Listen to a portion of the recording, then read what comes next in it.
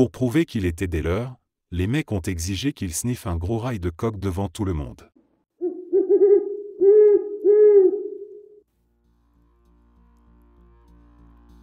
Quand j'ai commencé dans la police scientifique, c'était à l'époque où les salons de discussion et les webcams explosaient en popularité. Les pédophiles pensaient qu'ils pourraient facilement identifier qui était qui sur Internet, puisqu'il serait évident que tu es en train de discuter avec un type de 40 ans en train de manger des donuts, et non avec une fille de 14 ans. J'étais une jeune femme naïve de 18 ans, tout juste entrée dans la police. Je faisais du travail administratif pour le commissariat de ma ville natale, quand j'ai entendu des collègues parler de leurs difficultés à piéger les prédateurs, maintenant que les webcams s'étaient répandus. Je leur ai proposé, pourquoi ne pas engager quelqu'un pour jouer le rôle d'un adolescent, et l'entraîner à dire ce qu'il faut pour arranger des rendez-vous afin d'attraper ces salauds? Et devinez quoi, je me suis porté volontaire. On a aménagé une chambre dans un bureau à l'étage, avec un lit, un bureau et des posters prêtés par la fille ado d'un des policiers. Je devais porter mes anciens vêtements de sport du lycée ou des pyjamas pendant que je discutais avec les prédateurs par webcam. Je passais des petits mots aux enquêteurs pendant les conversations, que je faisais passer pour des devoirs que je faisais en même temps que je discutais. Le plus dur, c'était de rester crédible, intéressée et innocente, pendant que le type en face me décrivait les horreurs qu'il rêvait de me faire, pensant que j'étais une enfant. Concernant la fraude ou l'incitation au crime, pour l'incitation, on a évité le problème car ce n'était pas vraiment applicable dans notre méthode.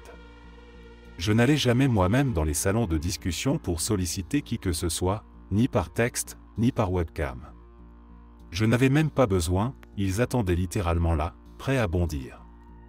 Ce qui se passait, en général, c'est que je me connectais avec un pseudo de type adolescent, et avant même d'avoir le temps d'écrire « Salut » dans le chat, je recevais déjà plein de demandes privées. On en avait souvent tellement qu'on devait en laisser passer quelques-uns, parce que je ne pouvais pas tous leur parler ou taper aussi vite. Donc, on n'avait jamais besoin de les pousser à me parler, souvent, on n'arrivait même pas à les faire taire, ils n'avaient plus aucune inhibition une fois lancés. Si vous allez voir un salon de discussion pour ados, que vous créez un pseudo mignon et que vous écrivez juste « Salut », vous allez être submergé par des pédophiles qui essaieront de discuter ou de vous convaincre de passer en webcam. Je ne recommande pas de le faire, parce que ça détruirait votre foi en l'humanité. Qui avons-nous attrapé? Combien? On a piégé environ 120 hommes et quelques femmes. Parmi les plus marquants, il y avait des membres du clergé, 2 conseillers municipaux, un policier d'État, des professeurs, des gens en qui on aurait naturellement confiance pour être entourés d'enfants. Ils avaient tous l'air de personnes normales, des gens que je pourrais croiser tous les jours sans jamais imaginer qu'ils cherchaient à avoir des relations sexuelles avec des mineurs en ligne. Est-ce que certains ont échappé? Oui, quelques-uns ne se sont jamais présentés. Mais il n'y en a qu'un seul qui m'a vraiment inquiété, celui que je sais, ou soupçonne fortement, d'avoir cherché ou déjà agressé une véritable victime. Il essayait régulièrement de discuter quand j'étais connecté, et il prenait plaisir à me décrire en détail comment il aimerait me ligoter et me torturer. J'ai fini par pleurer, et il s'est contenté de rire, en disant que ça irait une fois que je serais habitué. Je ne regrette pas ce travail, mais à 18 ans, ça a vraiment été un choc psychologique.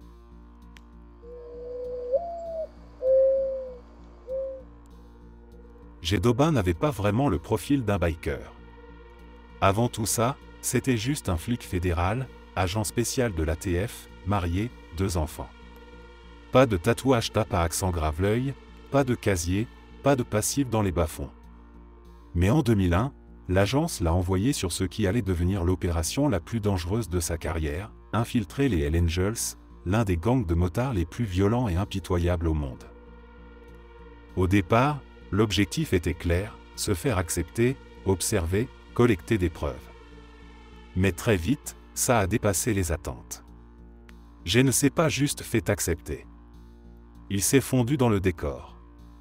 Il s'est rasé le crâne, s'est couvert de tatouages, a appris leur langage, leur code, leurs gestes. Chaque détail comptait, comment tu salues, comment tu regardes les autres, comment tu tiens ton verre dans un bar. La moindre erreur pouvait être interprétée comme un signe que tu n'étais pas des leurs. Pour entrer vraiment, il fallait prouver qu'il avait du sang sur les mains. Pas symboliquement. Réellement. Alors les L lui ont demandé de tuer un rival. Pas de négociation. S'il refusait, il était mort. Pas de sortie possible. C'est là que l'opération a pris un tournant surréaliste. Avec l'aide de son équipe, ils ont monté une mise en scène. Ils ont pris un mannequin, l'ont maquillé comme un cadavre. J'ai la mis dans le coffre d'une voiture, la photographiée avec un flingue à la main, éclaboussée de faux sang. Sur la photo, ça avait l'air 100% réel. Cette image a circulé parmi les L comme preuve de son engagement. Après ça, plus personne ne doutait de lui. Il avait passé le test ultime. Mais avec cette promotion est venue une responsabilité plus lourde. Je n'étais plus un simple exécutant. Il a été nommé président d'un chapitre local. Ça veut dire diriger les réunions, coordonner les trafics, gérer les querelles internes, superviser les violences. Chaque décision, chaque parole, pouvait être une bombe. Il était littéralement un flic à la tête d'une organisation criminelle. Et le pire, c'est qu'il a dû agir comme un criminel. Pas juste jouer un rôle dans un film. Il a dû s'asseoir avec des meurtriers, rire avec eux, trinquer avec eux, leur raconter des histoires sales. Il a vu des hommes se faire tabasser à mort. Il a vu des femmes droguées et brisées. Il a vu des règlements de compte où il ne pouvait rien faire, parce qu'intervenir, c'était révéler sa couverture. Pendant près de 2 ans, il a vécu dans une double vie. Le jour, il était G. Daubin, agent fédéral, marié, père de famille. La nuit, il était G. Beer, président des Hells Angels de son secteur. Et cette frontière a commencé à se brouiller. À la maison, il restait en alerte, comme si les murs allaient tomber. Sa femme a commencé à sentir qu'il ramenait quelque chose avec lui. Ses enfants ont vu qu'il changeait.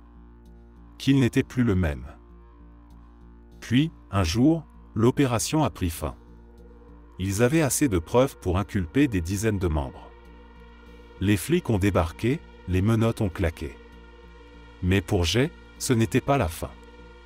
Parce que dès l'instant où les L ont compris qu'il était un agent infiltré, un contrat a été mis sur sa tête. Pas un truc symbolique. Un vrai contrat. Avec un vrai prix. Il a dû déménager encore et encore. Changer de maison, de ville, d'identité. Pendant des années. Sa famille a vécu sous la peur constante. Des menaces de mort sont arrivées par courrier, des appels anonymes en pleine nuit. Une fois, il a retrouvé une balle coincée dans sa boîte aux lettres. Une autre fois, un inconnu a suivi sa fille en sortant de l'école. Il savait que ce n'était jamais fini. Et le plus ironique, c'est que l'agence qu'il avait envoyée là-dedans a commencé à l'abandonner. Moins de budget pour sa protection. Moins de soutien. Moins d'écoute. Il a fini par intenter un procès contre le gouvernement américain pour négligence, affirmant qu'il l'avait utilisé puis laissé tomber, alors qu'il risquait la vie de toute sa famille. Aujourd'hui, Jay vit encore dans la méfiance. Chaque bruit étrange dehors, chaque voiture qui s'arrête trop longtemps, chaque visage inconnu dans un café, c'est peut-être eux. Parce que les Hells Angels, eux, n'oublient jamais.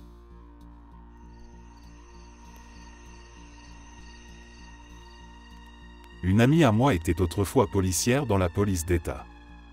Elle m'a raconté qu'elle avait déjà dû travailler sous couverture en se faisant passer pour une prostituée, dans le cadre d'opérations visant à piéger les clients. C'était une partie de son boulot qu'elle redoutait un peu, mais elle savait que ça faisait partie des méthodes utilisées pour attraper ceux qui alimentaient ce genre de trafic. Le problème, m'a-t-elle confié en riant, c'est qu'elle n'était vraiment pas douée pour ce rôle.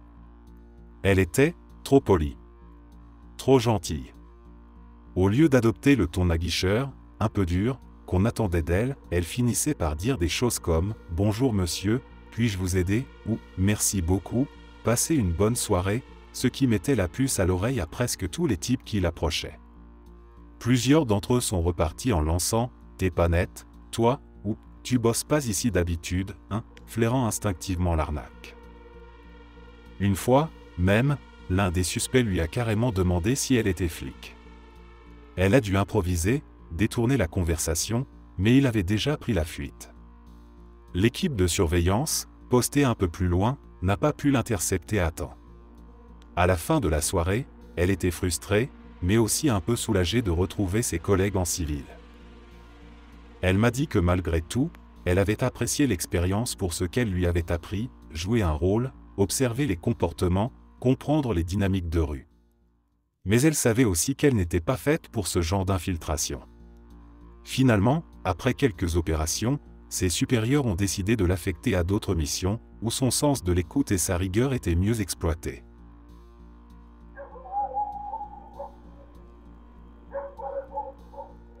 En tant qu'ancien surveillant pénitentiaire, j'ai vécu une situation vraiment hors du commun. Un jour, un grand service de police a décidé d'envoyer un de leurs agents sous couverture, à l'intérieur même de la prison. Leur objectif, obtenir des informations sur un détenu qu'ils soupçonnaient de continuer à commander des assassinats depuis sa cellule. Le plan était risqué, mais ils étaient convaincus que c'était la seule façon de prouver qu'ils tiraient les ficelles de l'intérieur. Le directeur de la prison était au courant, bien sûr. Et moi aussi, mais seulement par accident, j'étais tombé sur un document où j'avais surpris une conversation, je ne devais pas savoir. Personne d'autre n'était informé. Aucun autre surveillant, aucun membre du personnel, même pas l'infirmerie. Et c'était exactement ce qu'il voulait, que tout le monde le traite comme n'importe quel autre détenu. Pas de traitement spécial, pas d'attention particulière, pour qu'il reste invisible. Il est passé par toute la procédure habituelle, admission, fouille, prise de photos, attribution d'un matricule. On l'a affecté dans l'aile où se trouvait la cible. Pendant une semaine entière, il a vécu comme un vrai prisonnier. Même repas, même routine, même contrôle. Il partageait la cour, les repas, les moments de récréation avec les autres détenus. Et pendant ce temps, il écoutait, il parlait, il notait mentalement chaque détail. Puis, du jour au lendemain, il a disparu. Sans explication. Officiellement, il avait été transféré pour des raisons de sécurité. Mais moi, je savais qu'il avait accompli sa mission, qu'il l'avait discrètement sorti pour ne pas éveiller de soupçons. Ce n'est que bien plus tard, longtemps après mon départ de l'administration pénitentiaire, que l'affaire est devenue publique. Ils avaient monté tout un dossier basé en partie sur ce qu'il avait recueilli pendant son séjour. C'était un moment irréel, presque cinématographique. De savoir qu'un agent infiltré avait partagé le quotidien derrière ses murs, sans que personne ne le sache. Et ça m'a rappelé à quel point, même dans un environnement qu'on croit parfaitement contrôlé, il peut se passer des choses dont la majorité n'a aucune idée.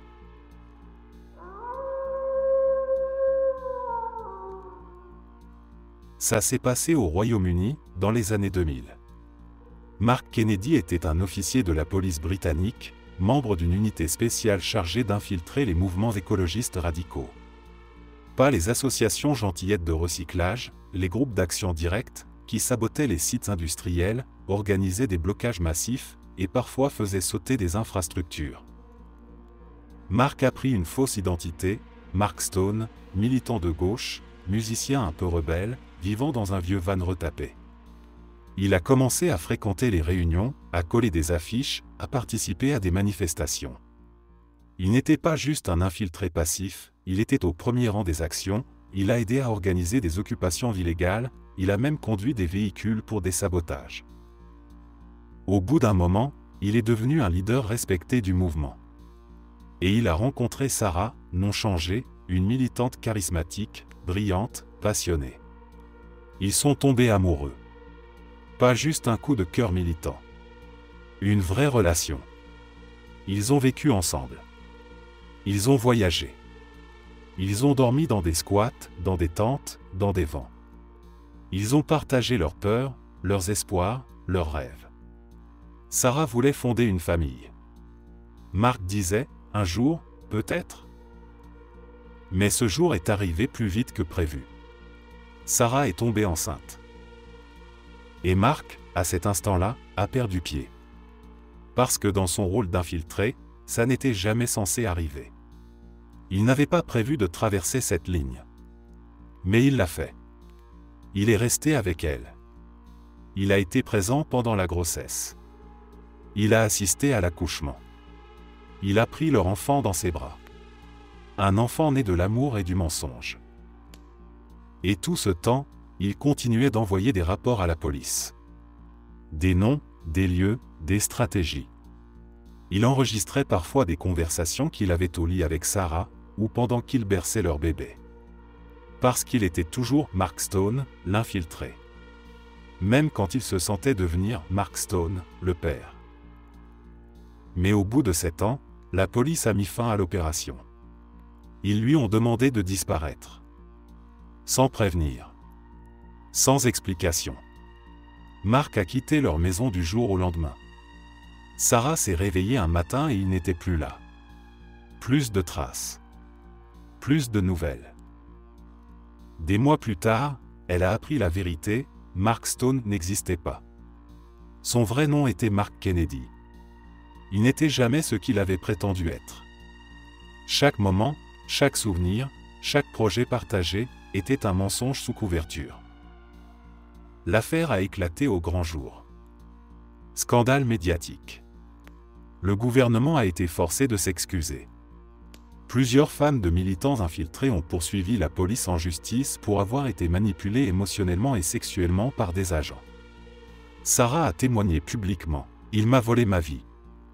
Il a volé la famille que je croyais avoir. » Quant à Mark Kennedy, il vit aujourd'hui sous une nouvelle identité, loin du Royaume-Uni. Mais des journalistes l'ont retrouvé quelques années plus tard. Ils lui ont demandé s'il regrettait. Il a dit « Je n'ai jamais voulu que ça aille si loin. Mais à un moment, j'ai oublié où s'arrêtait le rôle et où je commençais moi. » Et son enfant ? Il ne l'a jamais revu. Il a dit à un journaliste « Parfois, je me demande à quoi il ressemble. Mais je sais que je n'ai pas le droit de le savoir. »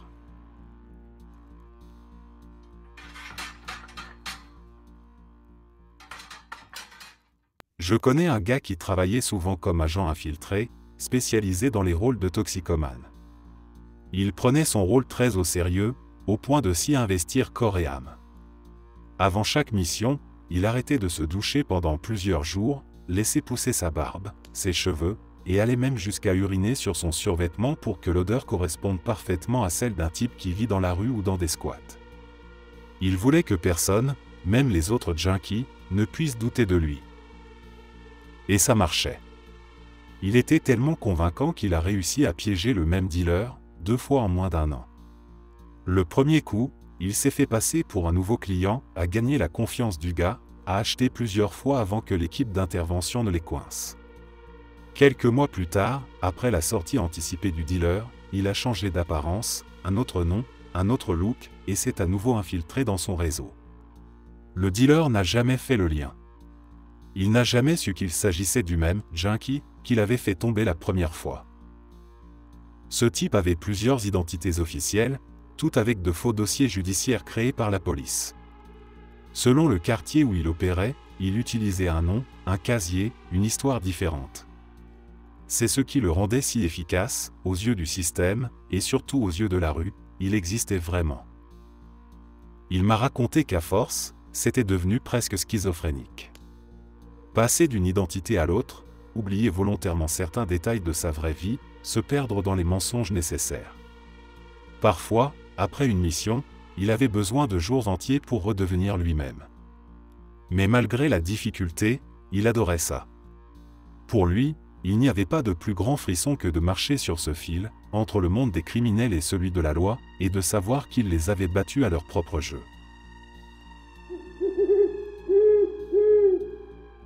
C'était pas un flic de ma famille, mais un homme que ma mère a fréquenté longtemps. Aujourd'hui, il doit avoir dans les 70 ans. Quand il était jeune, fraîchement sorti de l'académie de police, il s'est retrouvé directement plongé dans les émeutes d'Asbury Park. Il m'a dit que c'était dur, triste, effrayant. Et ce n'était que le début de sa carrière. Après ça, il est devenu agent infiltré dans la brigade des stupéfiants du New Jersey, pendant 14 ans, dans les années 70 et 80. Il était portoricain, parlait espagnol, ancien marine avant de rejoindre la police d'État. Ils ont rapidement compris que son profil était parfait pour infiltrer les réseaux du crime organisé dans la communauté latine.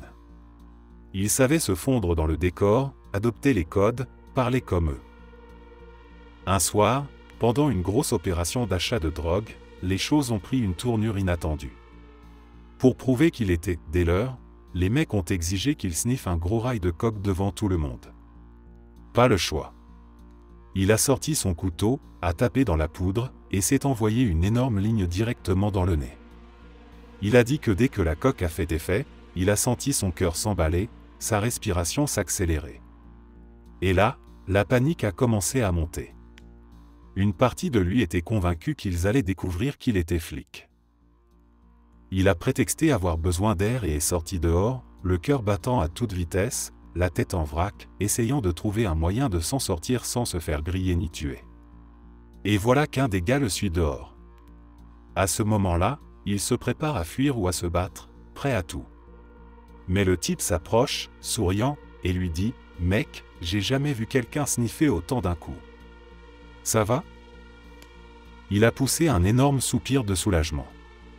Il lui a répondu « Ouais, j'ai jamais pris autant, j'ai du mal à respirer ». Le gars a rigolé, lui a filé un verre d'eau, et ils ont fumé une clope ensemble. À l'intérieur, tout le monde plaisantait sur le fait qu'il avait le cœur d'un lion pour encaisser une dose pareille. Plus tard, quand l'opération a abouti et que les arrestations ont eu lieu, il a avoué qu'il s'était senti mal de devoir faire coffrer ce type-là.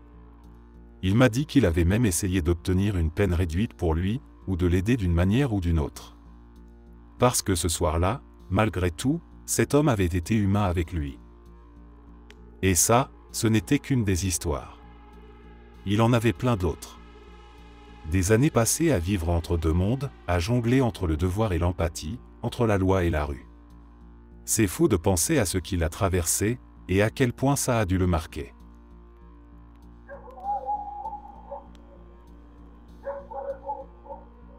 Mon père a travaillé plusieurs années comme agent infiltré. Un jour, il m'a raconté l'une de ses missions les plus dures. Il s'était rapproché d'une femme accro à la méthamphétamine. Il passait énormément de temps avec elle, traînait dans son cercle, et allait même jusqu'à garder ses enfants quand elle sortait pour aller se défoncer. Pendant plusieurs mois, il a vécu comme ça, s'intégrant peu à peu, tout en aidant les enquêteurs à identifier les gros bonnets du réseau et à préparer les mandats d'arrêt. Il s'était laissé pousser la barbe, utilisait une fausse carte d'identité, conduisait une vieille bagnole pour paraître crédible. Il jouait son rôle à la perfection. Mais ce n'était pas juste une couverture, au fil du temps, il était devenu un repère pour ses gamins. Ils l'appelaient quand ils avaient peur, ils venaient se blottir contre lui quand leur mère n'était pas là. Il m'a avoué qu'à force, il s'était attaché à eux, qu'il s'inquiétait pour eux, qu'il n'avait pas demandé à grandir dans cet environnement. Et puis le jour de l'opération est arrivé. Ils avaient enfin les mandats pour démanteler le réseau. Ce jour-là, il faisait aussi partie de l'équipe du SWAT chargée d'intervenir. Mais pour protéger son identité, il a dû porter une cagoule. Ironie cruelle, c'est lui, parmi les hommes armés et masqués, qui a donné le coup d'envoi en enfonçant la porte. La mère a été arrêtée, comme beaucoup d'autres ce jour-là. Les enfants, eux, ont été pris en charge par les services sociaux. Mon père m'a dit que ce moment l'avait hanté. Il savait que ses enfants venaient de tout perdre d'un coup. Il savait qu'il avait fait son devoir, qu'il avait empêché plus de souffrance, mais ça ne rendait pas la chose plus facile. Il a eu du mal à encaisser le contraste entre cette vie d'infiltré, où il jouait presque un rôle de figure paternelle pour ses gamins, et sa vraie vie à la maison, où il retrouvait sa propre famille, son propre rôle de père. Je n'ai jamais eu l'occasion de lui poser plus de questions avant qu'il parte. Mais encore aujourd'hui, je me demande comment il a réussi à jongler entre ces deux mondes, entre ces deux vies, et à rentrer chaque soir comme si de rien n'était. Ça me dépasse. Et ça me fait admirer encore plus la force qu'il a dû avoir pour protéger les siens tout en essayant de réparer un monde brisé.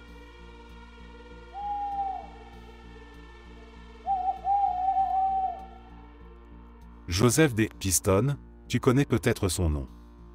Mais tu le connais sûrement mieux sous son pseudo, Denis Brasco. C'est pas juste un film. C'est une vraie histoire, et la réalité était encore plus dingue que la fiction.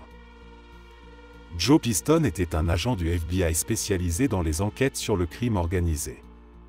En 1976, on lui a confié une mission presque suicidaire, infiltrer la mafia new-yorkaise. Pas juste passer quelques mois à traîner dans les bars, mais s'immerger complètement. Il a disparu de la circulation. Sa femme et ses enfants ne savaient même pas où il était. Il leur passait juste un coup de fil de temps en temps, sous un faux nom, avec une voix trafiquée. Son personnage, Donnie Brasco, un voleur de bijoux, un petit criminel. Il a commencé tout en bas. Il traînait dans les bars de Little Italy, achetait des tours de boissons, offrait de petits services, écoutait les conversations. Petit à petit, il a gagné la confiance des gars du clan Bonanno, un des 5 grands clans mafieux de New York. Et là, l'incroyable est arrivé, il est devenu affranchi. Pas officiellement intronisé, parce qu'il n'avait pas fait ses preuves avec du sang, mais les gars du clan le considéraient déjà comme un des leurs. Il a travaillé directement sous la houlette de Lefty Ruggiero, un soldat de la famille. Lefty l'a pris sous son aile. Ils ont passé chaque jour ensemble pendant des années.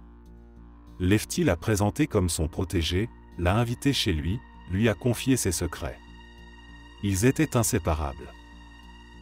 Pendant 6 ans, Donnie a vécu comme un mafieux. Il assistait aux réunions, aux extorsions, aux rackets. Il a vu des gars se faire disparaître. Il a aidé à des deals de bijoux volés.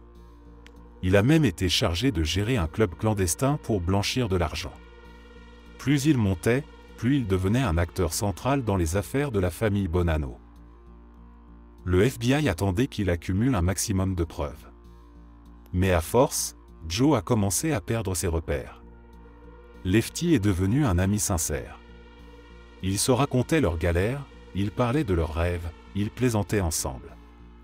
Et Joe savait qu'à l'instant où l'opération serait terminée, Lefty allait mourir.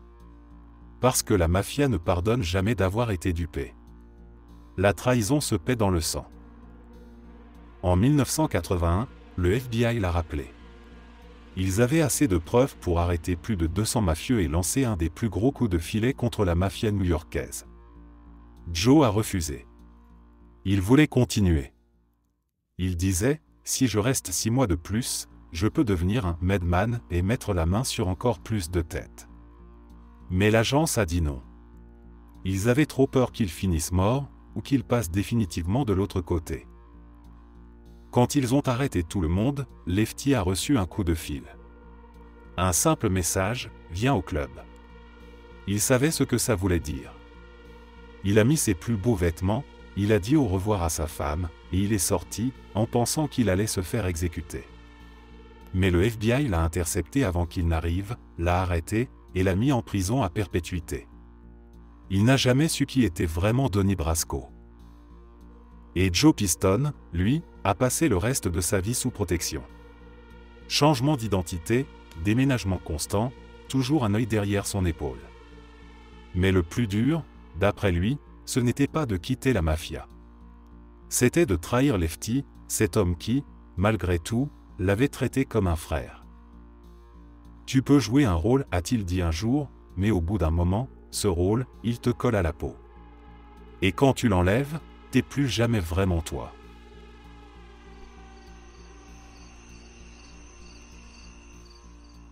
J'ai été un temps jardinier pour une femme flic qui avait travaillé en infiltration dans le milieu du trafic sexuel. Son rôle était d'identifier les proxénètes, les trafiquants, et d'aider à extraire les mineurs victimes de ces réseaux. C'était un boulot qu'elle prenait très à cœur, mais aussi incroyablement dangereux. Pour ne pas griller sa couverture, elle devait tout vivre comme les autres. Y compris consommer les drogues qu'on lui proposait. Au début, c'était sans doute par obligation, par stratégie. Mais petit à petit, ça a pris le dessus. La frontière entre le rôle et la réalité s'est brouillée. Les substances qu'elle prenait pour survivre dans cet enfer sont devenues ses chaînes. Elle a fini par prendre sa retraite anticipée, officiellement pour raison de santé mentale. Mais les voisins murmuraient que c'était à cause de ses années passées à se droguer pour rester crédible, à jouer un rôle qu'elle n'arrivait plus à quitter. Quand je travaillais chez elle, je la voyais rarement. La plupart du temps, elle restait enfermée chez elle, volets fermés, isolée du monde. Parfois, j'apercevais sa silhouette derrière une fenêtre entr'ouverte, mais elle se repliait aussitôt. Elle avait échangé sa santé mentale contre quelques arrestations, contre la libération de quelques enfants. Elle avait donné tout ce qu'elle avait, jusqu'à elle-même. Et même si je n'ai jamais osé lui poser de questions, je voyais bien que cette victoire avait eu un prix terrible. En la regardant vivre, recluse, fuyante, je ne pouvais m'empêcher de penser qu'elle avait gagné sur le papier, mais perdu sur le plan personnel. Et qu'au fond, peu de gens sauraient jamais tout ce qu'elle avait sacrifié pour faire tomber ces monstres.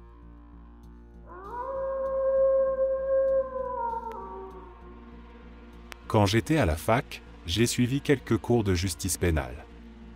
Notre prof, que j'appellerai Bob, avait été flic pendant une quinzaine d'années, et dans les années 80, il avait passé pas mal de temps infiltré.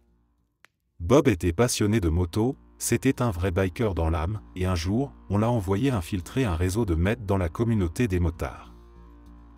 Bob avait organisé un achat de meth avec un dealer, et peu de temps après la transaction, le dealer s'est fait arrêter.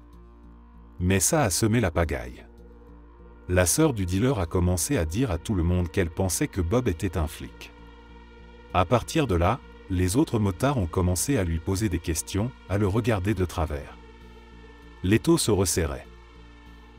1 ou 2 jours après que la sœur ait lancé ses accusations, tout le groupe s'est retrouvé dans un bar.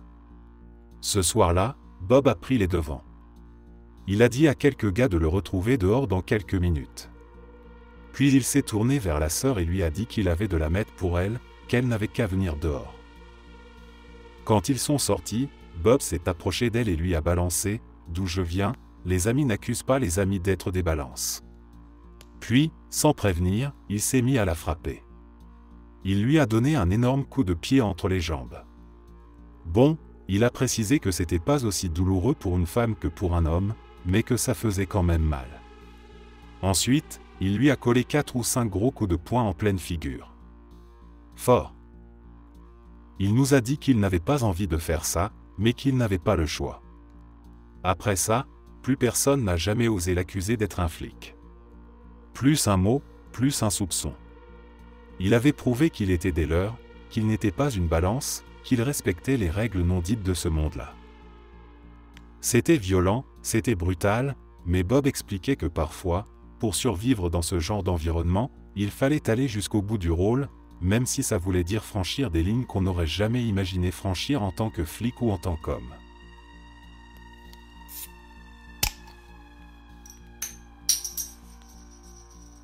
J'ai été du mauvais côté d'une opération d'infiltration.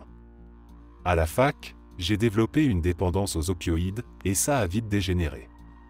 Je n'avais pas les moyens de financer ma consommation, alors j'ai commencé à vendre pour pouvoir continuer à en prendre. Je vendais de toutes petites quantités, uniquement à mes amis.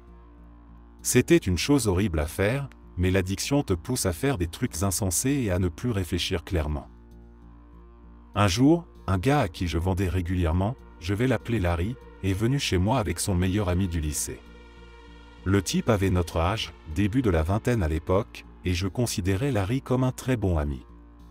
Je le connaissais depuis nos 4 années de fac, et on traînait souvent ensemble. Larry m'a demandé si son pote pouvait avoir mon numéro, car il allait s'installer dans le coin pour le travail et chercher un plan. J'ai dit d'accord, et on en est resté là.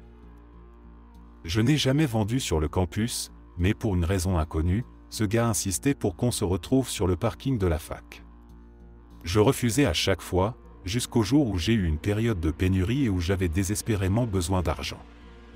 J'ai fini par accepter de le voir sur le parking. Je lui ai vendu 2 cachets pour 60 $ et j'ai tourné les talons pour sortir de son pick-up.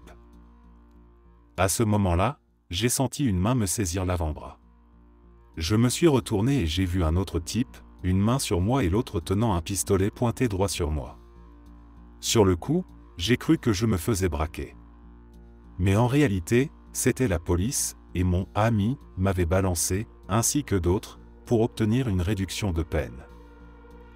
Le système est tellement pourri, leur seul objectif, c'est d'arrêter des étudiants sur le campus, puis de brandir des peines lourdes avec des peines planchers obligatoires, pour les forcer à devenir indiques et éviter ces longues peines.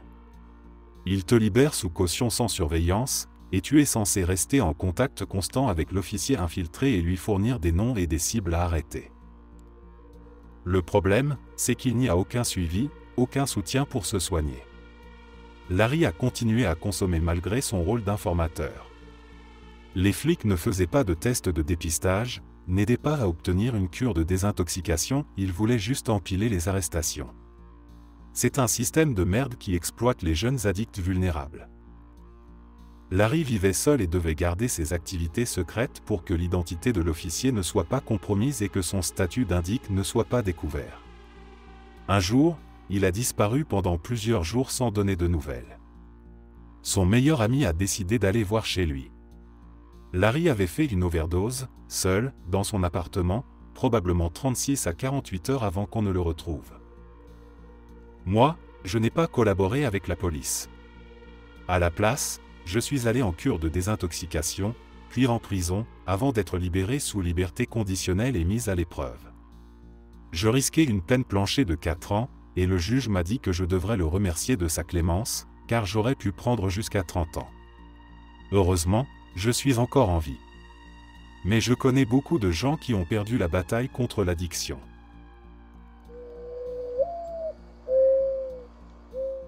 J'ai travaillé un temps comme transcripteur, et j'ai eu l'occasion de transcrire des enregistrements issus des micros dissimulés sur des policiers infiltrés, dans le cadre d'une enquête sur une affaire très médiatisée de terrorisme intérieur. C'était incroyable. Quand il parlait aux suspects, il prenait l'accent et le ton de parfait paumé de campagne, à tel point qu'on aurait eu du mal à croire qu'ils étaient policiers. Puis, une fois seuls entre eux ou en contact radio avec les autres agents, leur voix redevenait posée, professionnelle, presque froide. Un jour, j'ai transcrit une séquence particulièrement tendue. L'un des officiers s'était retrouvé invité à une réunion clandestine où les suspects discutaient de la fabrication d'explosifs artisanaux. À un moment, un des types a commencé à soupçonner qu'il y avait une taupe. Pendant de longues minutes, j'ai écouté l'officier improviser, mentir, jurer, boire avec eux pour dissiper leurs doutes. Son accent était parfait, son jeu convaincant, mais je savais, en écoutant, qu'il jouait sa vie à chaque mot. Plus tard, sur un autre enregistrement, j'ai entendu ces mêmes policiers, dans une salle de contrôle, passer en revue les preuves recueillies, planifier les arrestations, parler des risques. La transition entre leurs deux personnalités m'a toujours fasciné. J'ai réalisé que ces gens devaient littéralement vivre deux vies, l'une parmi les criminels, l'autre au service de la loi. Et moi, derrière mon clavier, je retraçais ces fragments de vie, sachant qu'une simple phrase mal placée aurait pu coûter la couverture, ou la vie, de ces agents. Ça m'a marqué plus que je ne l'aurais cru.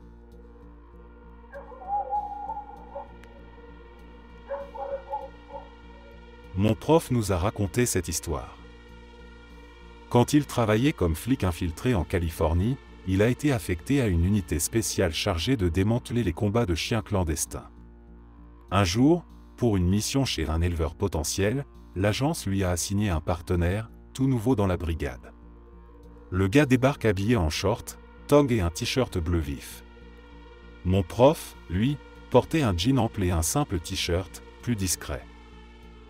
Ils entrent chez le type, commencent à discuter de chiens, de la race qu'ils cherchent, blablabla. Vers la fin de l'entretien, le mec montre un flingue à mon prof et lui dit « T'es pas un flic, hein ?» Mon prof a feint l'indignation et a répondu « Tu sais quoi?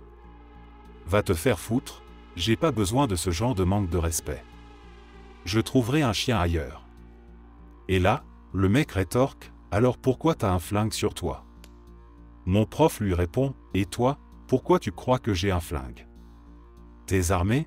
Tu crois que je viendrai ici les mains vides? » Après ça, le gars a commencé à le respecter. Puis il se tourne vers son partenaire et dit « Mais ce petit con-là, lui, je lui fais pas confiance. T'es un flic? » Et là, le bleu a commencé à paniquer.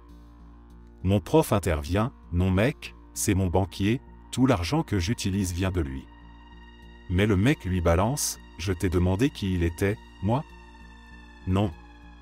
Alors réponds-moi, t'es un flic ou pas? Le bleu sort le « non », le plus timide que mon prof ait jamais entendu. Ça partait vraiment mal. « Je te crois pas, » dit le type, pendant que 2 autres gars sortaient d'une pièce du fond. « Mais t'inquiète, on a un moyen de faire parler les porcs. » Il l'attrape et mon prof hurle, « Laissez-le tranquille, c'est pas un flic. » Mais le mec lui braque son flingue en pleine figure, « Bouge pas, ou je te fais sauter la tête. » Puis ils amènent un pitbull adulte dans la pièce. Il badigeonne le bras du bleu avec un produit et lui demande « T'es un flic ?» Il répond non, et ils descendent son bras jusqu'à la gueule du chien. Le chien commence à mordre son bras. Mon prof a dit qu'il n'avait jamais entendu un chien faire un bruit pareil. Il a dû rester là, impuissant, pendant que ce pauvre gars se faisait littéralement mâchonner le bras. Pendant tout ce temps, le bleu n'arrêtait pas de crier « Je suis le banquier. Je suis juste le banquier. » Finalement, ils ont décidé qu'ils n'étaient pas flics et les ont laissés partir. Ils ont même donné un chien à mon prof, avec une adresse où les combats allaient se dérouler.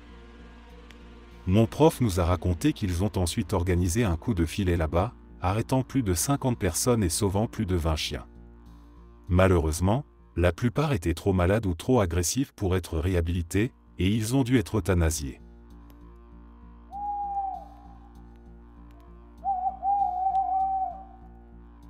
Le père de mon ami travaillait sous couverture, et un jour, il a fait l'erreur d'utiliser son minivan d'infiltration pour aller dîner avec ses fils, mon ami et son grand frère, qui avaient 18 et 20 ans à l'époque. Par malchance, le gars que leur père essayait de coincer était au même restaurant et les a vus. Il est venu vers leur table et a dit « Merde, je savais pas que t'avais des gosses. » Le père a essayé de jouer la comédie, de rester cool et de finir le repas avant de rentrer chez eux. Mais en sortant, le dealer les attendait près de la voiture. Il s'est approché et a essayé de leur vendre de la marchandise. Ils ont refusé. À ce moment-là, il a trouvé sa louche et a tenté de sortir un couteau contre leur père. Mais leur père, ancien militaire, un vrai dur à cuire, l'a rapidement désarmé, a sorti son flingue et l'a braqué à l'arrière de sa tête en disant « Si jamais tu t'en prends encore à ma famille, je ferai en sorte que tu ne vois jamais tes 30 ans. » Par la suite, il a réussi à faire tomber ce type, qui est maintenant en prison. Mais leur père souffre toujours de stress post-traumatique, après avoir frôlé la mort au moins 4 fois.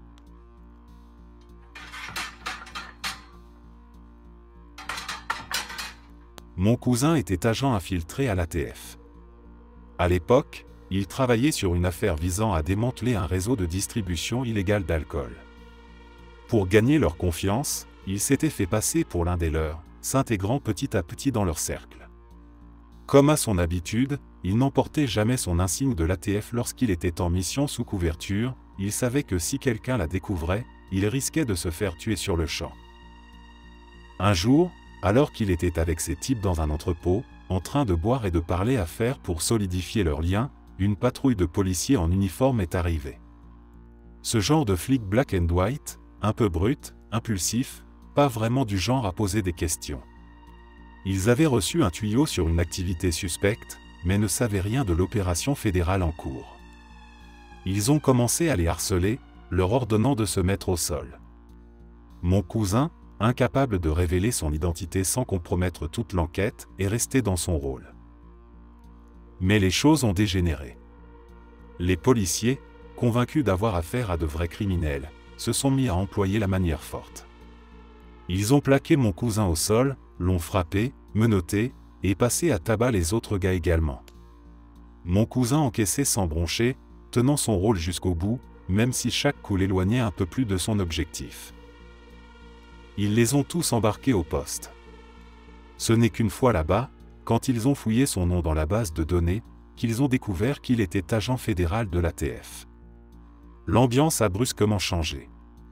Les policiers étaient embarrassés, certains évitaient son regard, d'autres tentaient de plaisanter maladroitement. Mais mon cousin, lui, était furieux. Pas seulement pour les coups reçus, mais parce que des agents des forces de l'ordre ne devraient jamais en arriver là, surtout sans poser les bonnes questions. Depuis, il a déposé plainte contre ce commissariat.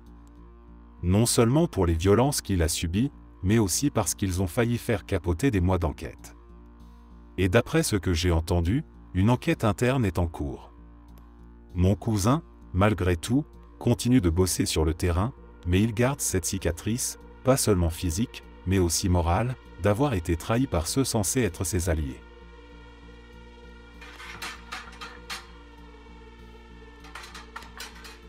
Une de mes meilleures amies en grandissant, son père était flic. Il a travaillé en infiltration pendant environ 2 ans, peut-être un peu plus. C'était vraiment marrant de voir sa transformation. Un jour, il avait une voiture de sport incroyable garée devant chez lui. Quelques jours plus tard, il s'était teint les cheveux en blond platine, il avait un tatouage et les oreilles percées. Après ça, il a même déménagé quelque temps, au début de sa mission d'infiltration. Il n'en parlait presque jamais, surtout pas aux gens en dehors de la famille. Mais dans le sous-sol, il y avait un mur où était accroché un trophée que le commissariat lui avait remis. Dessus, on pouvait lire quelque chose comme « Cette distinction est décernée à cet agent, pour avoir su garder son sang-froid et rester maître de lui lors d'une importante opération anti-drogue, alors que plusieurs armes automatiques étaient braquées sur sa poitrine. » Évidemment, c'était mieux rédigé que ça. Je n'ai pas vu cette plaque depuis plus de 10 ans, mais c'était l'idée. J'arrive même pas à imaginer à quel point ça doit être terrifiant d'avoir plusieurs armes automatiques pointées sur toi en plein achat de drogue sous couverture.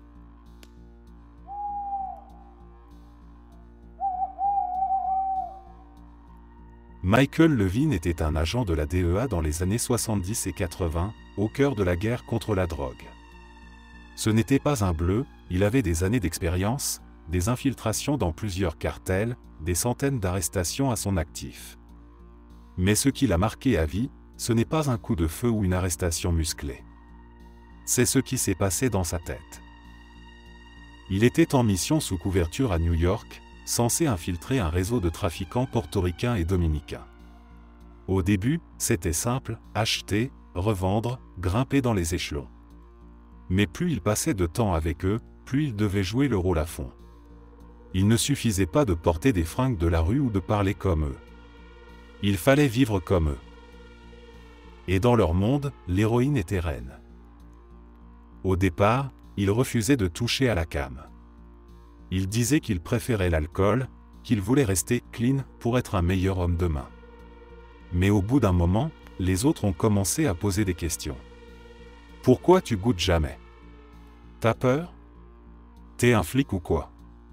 Chaque refus était un risque de plus. Et un jour, pour sauver sa couverture, il a dit oui. Il a pris une seule dose. Mais cette dose a suffi. Parce qu'après ça, son corps en a redemandé. Il ne savait pas qu'il avait cette vulnérabilité. Que son cerveau allait accrocher aussi vite. Au fil des semaines, ce n'était plus juste faire semblant. Il avait besoin de l'héroïne. Pas pour son rôle. Pour lui. En mission, il consommait devant les autres. Puis, même hors mission, il en voulait. Il allait chercher des doses seul. Il prenait des risques pour ce shooter, alors qu'il était censé être le flic infiltré. C'est devenu flou. Il ne savait plus s'il jouait un rôle ou s'il était devenu ce rôle. Le moment de bascule, il s'en souvient encore. Il était dans un appartement miteux du Bronx, entouré de dealers, en train de se préparer une injection. Un des types à côté de lui a tendu la seringue et a dit « Tu sais, mec, t'es plus clean que nous. » Et à cet instant, il a réalisé qu'il ne pouvait plus revenir en arrière. Qu'il était allé trop loin. Finalement, l'opération a pris fin. Mais Michael n'était pas soulagé. Parce que même après être redevenu Michael Levine, agent de la DEA, l'envie était toujours là. Il a dû suivre une cure de désintoxication, en secret, pour ne pas ruiner sa carrière. Ses supérieurs ont enterré l'affaire, pour éviter un scandale. Il a failli perdre son mariage, sa santé, sa raison. Et quand il a témoigné plus tard au Congrès, il a balancé cette phrase glaçante. « Je suis allé si loin sous couverture que j'ai ramené quelque chose de l'autre côté. Et ce quelque chose, c'est moi. » Aujourd'hui, il est à la retraite. Sobre. Mais il dit qu'il sent encore, parfois, l'appel de l'héroïne. Comme un fantôme qui te chuchote à l'oreille, même des décennies après.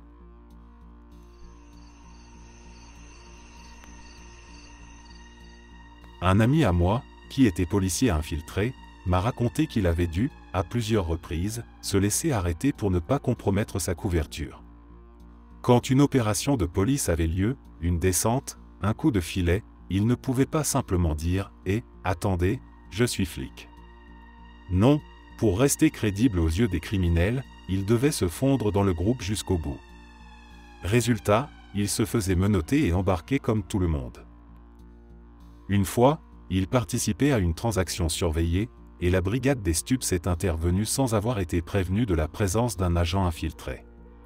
Mon ami a été plaqué au sol, fouillé, et jeté dans un fourgon avec les autres suspects. Il m'a dit qu'à ce moment-là, il devait même faire semblant de protester, d'insulter les flics, comme les autres gars, pour que personne ne doute de lui. Ce n'est qu'une fois arrivé au poste, quand il était certain d'être hors de portée des regards, qu'il révélait son identité. Il m'a expliqué que c'était une partie du boulot à laquelle on ne pense pas souvent.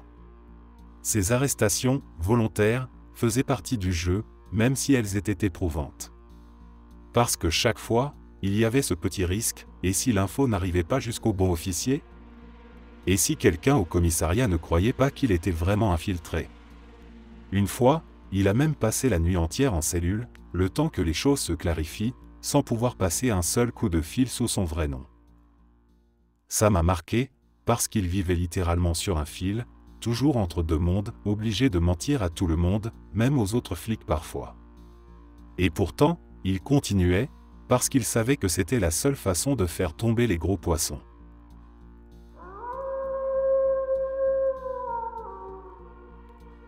Ce n'était pas un flic infiltré, mais un ami à moi, si.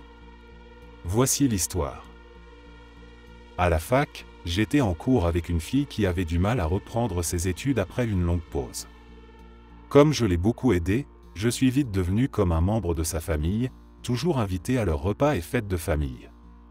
Son mari était cool. On parlait de sport, on jouait au billard, ce genre de trucs. Mais chaque fois que moi ou mes potes lui demandions ce qu'il faisait dans la vie, il devenait évasif. Alors on laissait tomber. J'ai découvert qu'il était flic infiltré le jour où j'ai failli griller sa couverture en public. À l'époque, je bossais dans un centre commercial. Un jour, en allant au boulot, je le vois avec un groupe de mecs qui avaient l'air plutôt louche. Alors je m'approche de lui et je lance « Eh mec, ça va? Tu fais quoi là ?» Il m'a regardé comme s'il venait de voir un fantôme, et il a commencé à m'engueuler, à faire genre qu'il ne savait pas du tout qui j'étais. Mais en même temps, il me lançait des regards du genre « Dégage vite » et moi, j'étais complètement à côté de la plaque. Finalement, les types avec qui il était sont sortis d'un magasin et ont cru que je posais problème.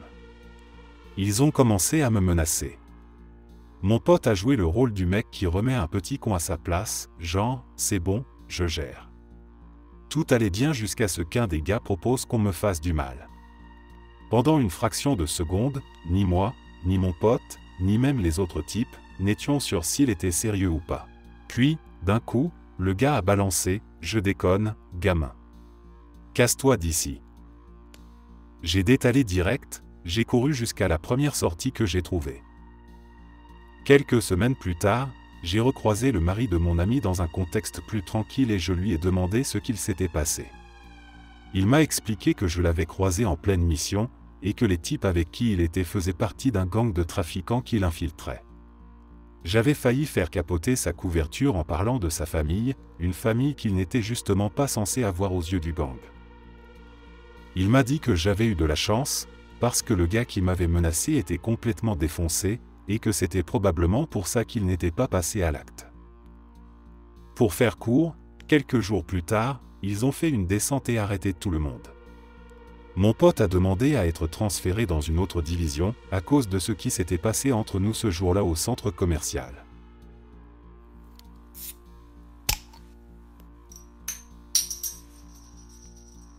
Mon père a été policier pendant plus de 30 ans. Un jour, alors qu'on roulait en voiture, on est passé devant un coin de rue, et il a lancé « Je croyais qu'ils avaient nettoyé ce quartier. C'est une prostituée, là. » Moi, ça ne m'avait même pas effleuré l'esprit. Je n'avais jamais vraiment prêté attention à ce genre de choses, alors je lui ai demandé « Mais comment tu peux savoir ?» Il m'a expliqué en pointant du doigt, regarde son allure générale, les vêtements un peu abîmés, le maquillage trop prononcé, et surtout le fait qu'elle reste plantée à ce coin de rue, à attendre. C'est classique. Il avait cet œil aiguisé, forgé par des années de terrain, capable de repérer en un coup d'œil ce que moi je n'aurais jamais vu. Puis, avec un petit sourire en coin, il a ajouté, « Tu sais, les vraies prostituées, elles ont souvent un look fatigué, marqué par la vie. Si tu vois une fille toute pimpante, bien coiffée, toutes ses dents en place, et qu'elle a l'air en super forme, il y a de fortes chances que ce soit une flic infiltrée. » Cette phrase m'a fait rire, mais en même temps, ça m'a fait réfléchir à l'écart entre l'image qu'on se fait de la réalité et la réalité elle-même. Il m'a raconté qu'à plusieurs reprises, quand il était en service, il avait vu des opérations d'infiltration échouer justement parce que les agents envoyés sur le terrain avaient l'air trop propres. Les gars des rues flairaient l'arnaque presque instantanément. C'est pas juste une question de vêtements, m'a-t-il dit, c'est une question d'attitude, de posture, de regard. Et ça, on ne l'apprend pas dans les manuels, mais sur le terrain, en observant, en côtoyant. Ce jour-là, j'ai vu mon père sous un autre angle. Pas juste comme mon père, mais comme un homme qui avait passé sa vie à lire les gens, les situations, les rues. Et d'une certaine façon, j'ai compris qu'il ne voyait jamais vraiment le monde comme moi je le voyais. Là où je voyais une rue banale, lui voyait une scène remplie d'indices.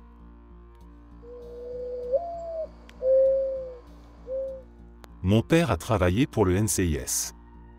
Un jour, il m'a raconté une histoire incroyable, presque digne d'un film. Ses équipes avaient monté une opération d'infiltration pour piéger des trafiquants de drogue. Ils avaient passé des semaines à préparer le coup, à collecter des informations, à mettre en place le rendez-vous.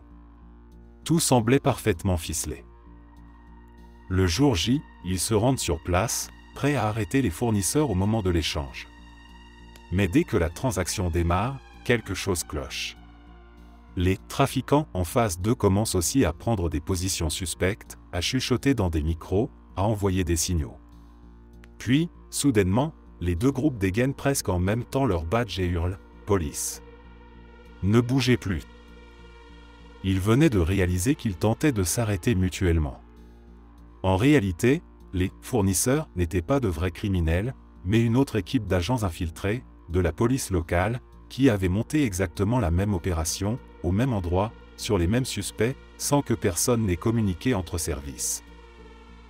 Mon père m'a dit que le moment avait été à la fois tendu et absurde. Pendant quelques secondes, chacun croyait avoir affaire à de vrais criminels qui se faisaient passer pour des flics. Il a fallu de longues minutes d'explication, de vérification d'identité, de coups de fil à la hiérarchie, pour démêler la situation. Finalement, ils ont tous éclaté de rire, un peu nerveusement, en réalisant qu'ils avaient été piégés, par leurs propres ailes et un gros manque de coordination. Après cet incident, les chefs des différentes agences ont mis en place de nouveaux protocoles pour mieux partager les informations. Mais pour mon père, ça restait l'une des histoires les plus folles de sa carrière, un coup monté pour arrêter un coup monté, qui n'a jamais eu lieu parce qu'ils étaient tous des flics.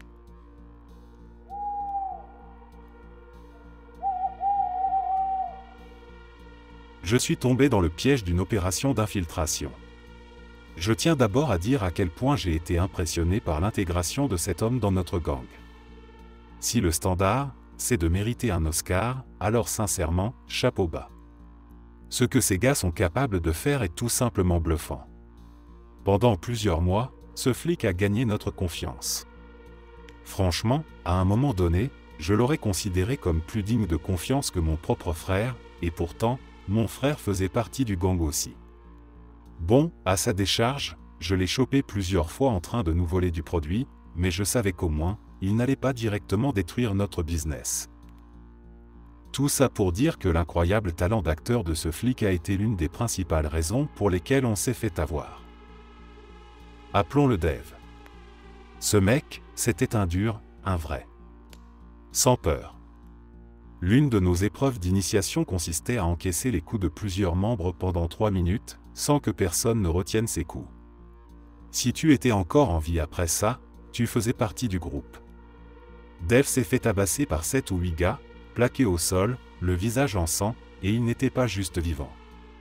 On aurait dit qu'il avait aimé ça. Maintenant que j'y repense, il devait sûrement sourire parce qu'il savait qu'il venait de franchir la première étape. Pour comprendre le truc le plus dingue qu'il ait fait, faut que je vous explique comment notre gang fonctionnait. Au départ, on était tous appelés par un numéro.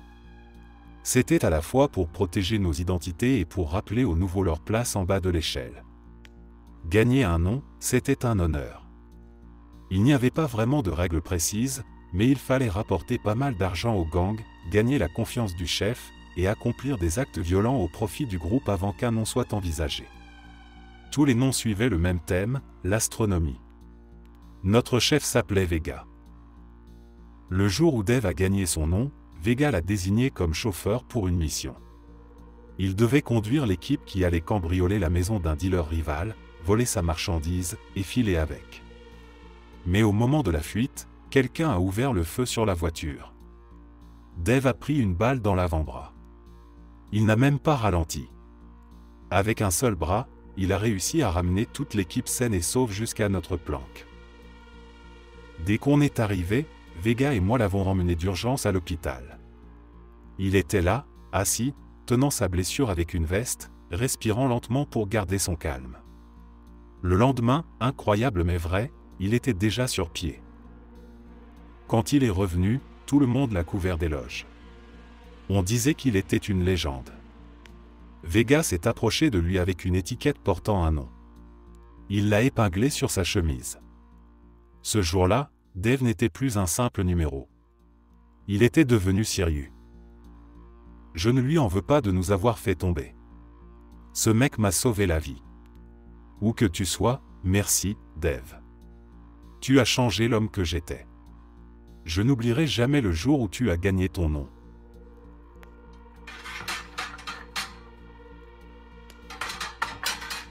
J'ai travaillé pour la régie des alcools dans la ville voisine de la mienne, pour piéger les bars qui servaient de l'alcool à des mineurs.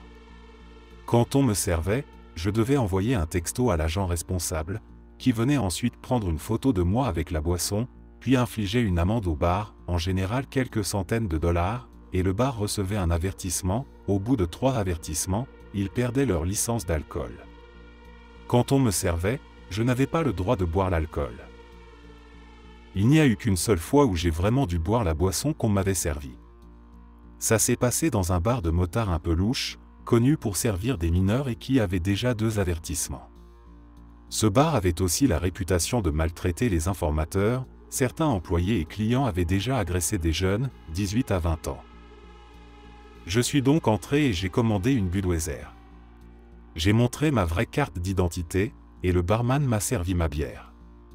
Avant même que je puisse sortir mon téléphone, il m'a attrapé par le poignet et m'a demandé si je travaillais pour la régie des alcools. J'ai dit non, et il m'a répondu « Ok, alors descends ta bière cul sec ». J'ai donc vidé ma bouteille d'un trait, et il m'a laissé partir, mais en ajoutant « Je te garde à l'œil, gamin ». Il m'a même resservi une autre Bud.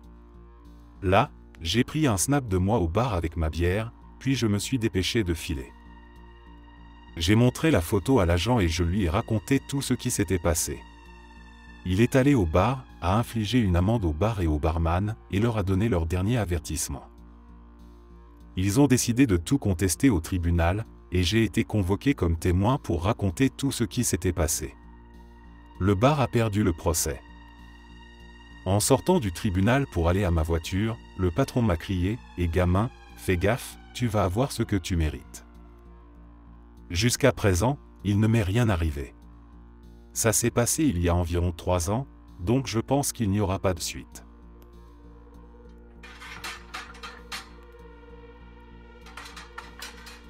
J'étais autrefois le responsable de nuit d'un sex shop. Un flic des mœurs complètement bourré est entré tard le soir avec sa copine, et il a commencé à se vanter d'avoir fait partie de l'équipe qui avait récemment aidé à fermer un club de striptease local. Apparemment, tous les vendredis, le chef lui filait, à lui et à son partenaire, 1 000 $ en liquide chacun et les envoyait au club avec pour mission de tout faire pour essayer d'acheter du sexe ou de la drogue. D'après lui, les premières fois, ça n'avait rien donné. Mais au bout d'un moment, celui qui était dans mon magasin a réussi à convaincre une des danseuses de lui faire une fellation. Il a joui dans sa bouche, puis il lui a brandi son badge avant même qu'elle ait eu le temps d'avaler. Ensuite, il a exigé d'utiliser nos toilettes. Je lui ai dit, pas question, des toilettes publiques plus un magasin pour adultes, c'est une mauvaise idée pour tout le monde. Il m'a dit qu'il était flic, je lui ai répondu que ça n'avait strictement aucune importance. Il a protesté en pissant dans son pantalon, là, dans mon magasin, et en me disant que c'était de ma faute avant de partir en trombe avec sa copine.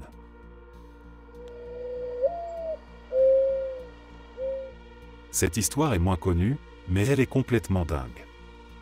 Dans les années 90, un agent fédéral américain, son vrai nom n'a jamais été révélé, on l'appelle Rick, a été chargé d'infiltrer un cartel mexicain opérant dans le sud du Texas. Le plan, se faire passer pour un trafiquant indépendant cherchant à vendre des armes en échange de cocaïne. Au début, tout roulait. Rick s'est rapproché de petits revendeurs, puis des lieutenants du cartel. Il a réussi à entrer dans les réunions intermédiaires.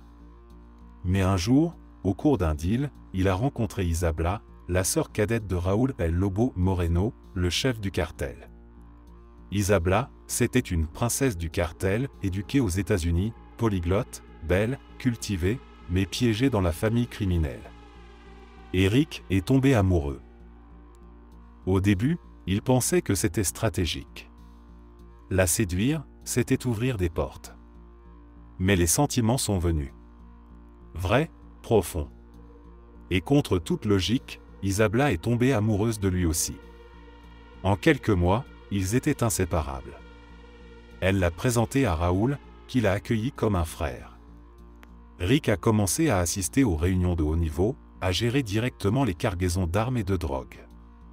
Il était dans le cercle intime. Mais plus il grimpait, plus il étouffait. Parce qu'il savait qu'il construisait un château de cartes. Chaque jour, il enregistrait des conversations. Chaque soir, il envoyait des rapports au QG. Et chaque nuit, il dormait à côté de la femme qu'il allait trahir. Après 2 ans d'infiltration, le FBI a décidé qu'il était temps de lancer l'opération. Rick a résisté. Il leur a demandé plus de temps. Il disait qu'il pouvait atteindre encore plus haut, découvrir des routes, des noms, des comptes offshore. Mais surtout, il ne savait pas quoi faire d'Isabela. Parce qu'il savait que si l'opération éclatait, elle allait payer. Finalement, le FBI a lancé le raid. Plus de 40 arrestations. Des tonnes de cocaïne et d'armes saisies. Raúl Moreno a été capturé. Et Isabela a été emmenée en même temps que les autres. Rick n'a jamais pu lui parler. Jamais pu lui expliquer. Quand elle a compris qui il était vraiment, elle a refusé de témoigner. Elle a pris 5 ans de prison pour complicité, sans jamais balancer un seul nom. Rick, lui, a été placé sous une nouvelle identité. Il a disparu. Quelques années plus tard, il a appris par un ancien collègue qu'Isabela était sortie de prison et qu'elle avait quitté le Mexique pour refaire sa vie aux États-Unis. Mais elle n'a jamais cherché à le contacter. Ni pour l'insulter, ni pour demander des explications. Rick raconte encore aujourd'hui, « Je l'ai trahi. Pas seulement en tant que flic. En tant qu'homme. Et c'est ça, que j'arrive pas à me pardonner. » Il vit toujours sous protection. Mais il garde une photo d'elle, cachée dans un vieux portefeuille qu'il ouvre parfois, seul, tard le soir. Comme un rappel de cette vie qu'il a dû abandonner, et de l'amour qu'il a sacrifié.